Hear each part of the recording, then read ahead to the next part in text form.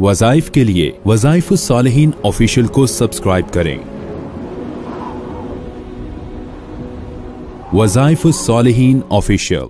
नहमदुहु व नुसल्ली व नुसल्लिमु अला रसूलिहिल करीम, अम्मा बअदु फ़अऊज़ु बिल्लाहि मिनश शैतानिर रजीम, बिस्मिल्लाहिर रहमानिर रहीम। रमज़ानुल मुबारक की 23वीं शब का बहुत ही पुरतासीर एक अमल बता रहा हूँ, जो आपको ज़ाती घर, ज़ाती ठिकाना, ज़ाती मकान दिलवाने का सबसे बड़ा जरिया बनेगा। अगर आपके पास मकान नहीं है, ज़ाती घर नहीं है और आप किराए पर रह रहे हैं, तो आपको ये एक दिन का अमल इंशाअल्लाह इसी साल में ज़ाती घर का जरिया बन जाएगा।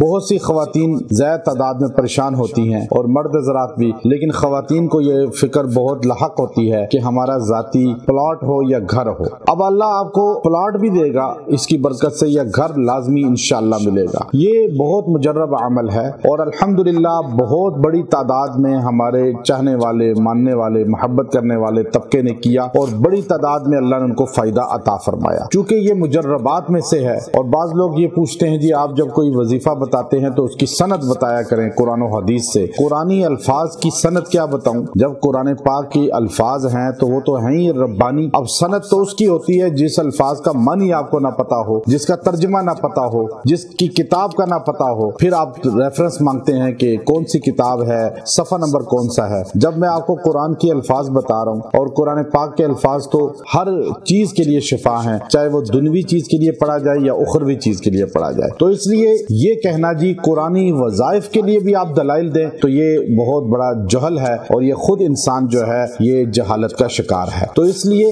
ये चीजें जब भी आपसे कोई पूछे कि जी इनके कुरानी वज़ाइफ की आप दलील दें, तो आप कहें कुरान पढ़ो, कुरान की आयत बता रहे हैं, तो फिर दलील कौन सी चाहिए? कुरान पाक की आयत को जिस मकसद के लिए पढ़ें, तो क्या आपका अकीदा नहीं है, आपका नजरिया नहीं है कि हर मकसद अल्लाह पूरा करता है? मैं तो सिर्फ आपको फोकस करके इसलिए कहता हूँ और अल्हम्दुलिल्लाह उसके तर्जमे को और उसके मानी को सामने रख के, ताकि आप एक चीज पे फोकस रखें, अल्लाह से मांगें, अल्लाह उसको इंशाअल्लाह वो चीज अता फरमाएंगे। जाती घर के लिए सबसे बेहतरीन अमल ये पाया हमने और अल्हम्दुलिल्लाह इसकी वजह से बहुत से लोगों को जाती घर नसीब भी हो गया और अल्लाह ने उनको दे भी दिया। चूँकि नबी करीम सल्लल्लाहु अलैहि वसल्लम ने फरमाया कि इंसान जो है अगर बरकत देखता है तो 3 चीजों में उसे बरकत या नखूसत मिलती है। एक घर, औरत और सवारी। चूँकि घर जो है वो अपना होगा तो किरायों से बचेगा और परेशानियों से बचेगा, तो इसलिए अपनी औलाद के लिए सोचना चाहिए। जाती घर बनाना कोई तकवे के या तवक्कुल के खिलाफ नहीं है। हमारे नबी सल्लल्लाहु अलैहि वसल्लम मदीना शरीफ गए तो सबसे पहले मस्जिद नबवी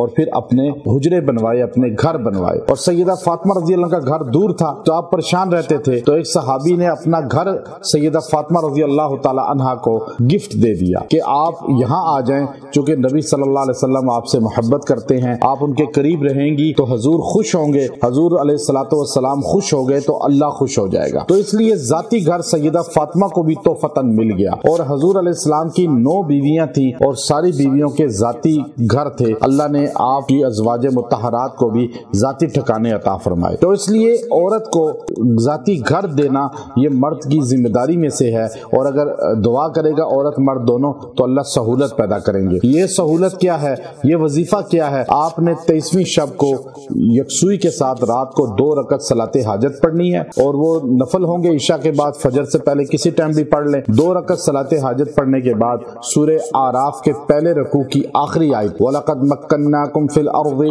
वजअलना लकुम फीहा मआइश क़लीलन मा तशकुरून, इस आयत करीमा को आपने 300 बार पढ़ के दुआ करनी है। इंशाअल्लाह इसकी बरकत से अल्लाह आपको जाती घर इसी साल में अता फरमाएगा। व आखिरु दावाना अनिल हम्दुलिल्लाहि रब्बिल आलमीन।